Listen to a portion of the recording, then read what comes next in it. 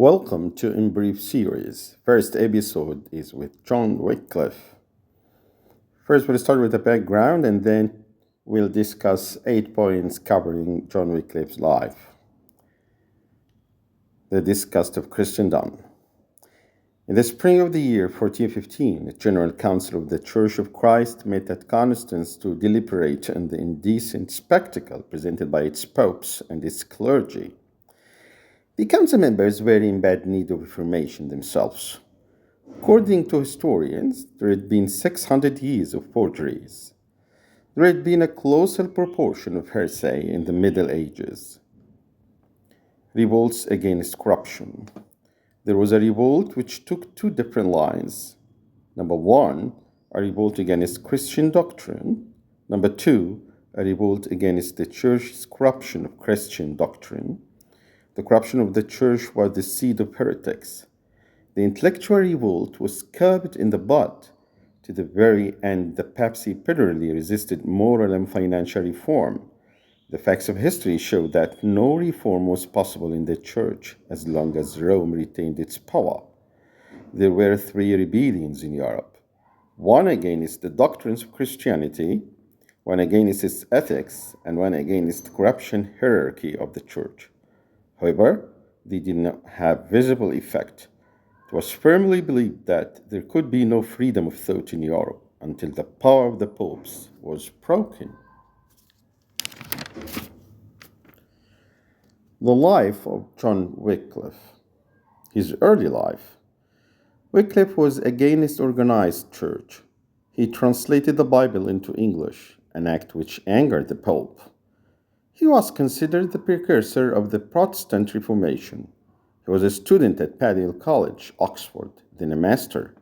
He studied theology and philosophy. He headed the Canterbury Hall in 1365. In 1372, he became a doctor in theology. Roots of Wycliffe's Reformation activities and his political career. His Reformation movement can be traced to his study of the Bible and lawmaking of his time. He was theological counsel of the government. He was against the conduct of the government and parliament. In 1374, he participated in negotiations between France and England.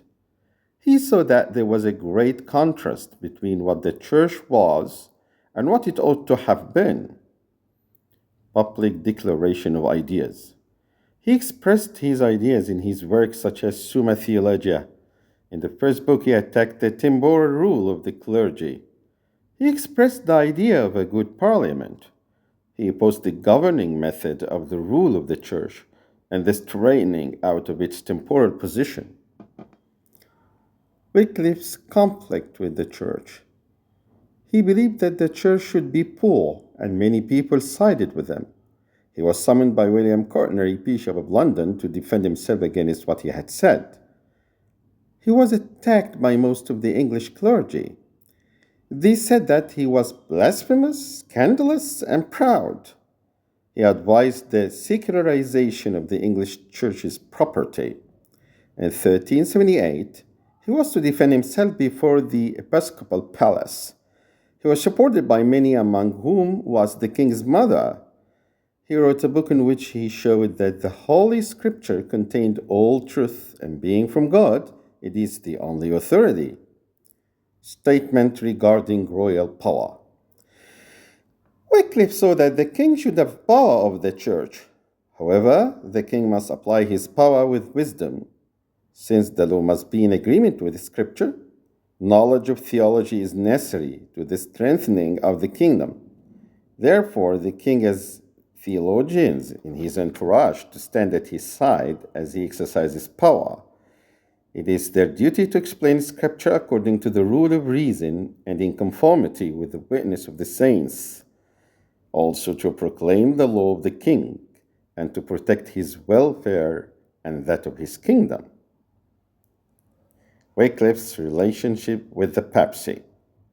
The first step, which carried him to the outbreak of the schism, involves moderate recognition of the papal primacy. The second, which carried him to 1381, is marked by an estrangement from the papacy, and the third shows him in sharp contrast. However, Wycliffe reached no valuation of the papacy before the outbreak of the schism, different from his later appraisal. He even stated it is not necessary to go either to Rome or to Avignon in order to seek a decision from the Pope. Since God is everywhere, our Pope is Christ. Also, he said that one must regard as a true Pope one who in teaching and life most clearly follows Jesus Christ and St. Peter. The anti-Wycliffe movement. Wycliffe formulated his doctrine of the Lord's Supper in 12 short sentences and made it a duty to advocate it everywhere.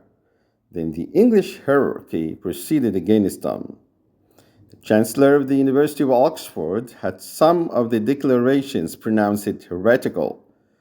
The followers of Wycliffe, the Lollards, grew greatly in number throughout the land. On 18th of November 1382, Wycliffe was summoned before a synod at Oxford. He was neither excommunicated then nor deprived of his position.